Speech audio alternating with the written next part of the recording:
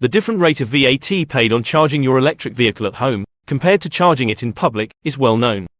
At home, if you have a driveway, you pay VAT at 5% when you plug your car in. If you don't have a driveway, for example, you live in a flat, or in a terraced house, you'll need to use public charging.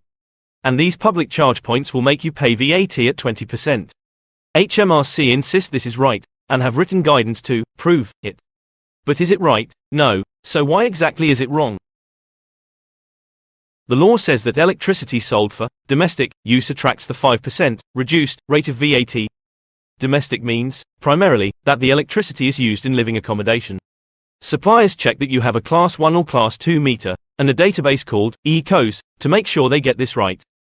Domestic use includes houses or flats, but also, crucially, small supplies of fuel or power no matter how or where they are sold.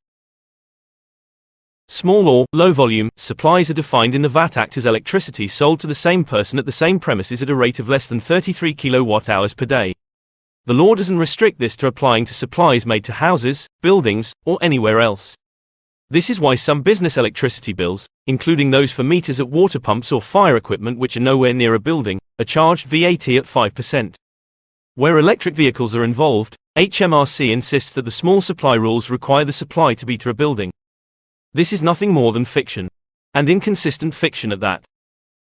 If a bag of coal or drum of kerosene, sold in a shop or from delivery wagon, qualifies for VAT at 5%, it cannot be true that the small supply rules are restricted to supplies made to buildings.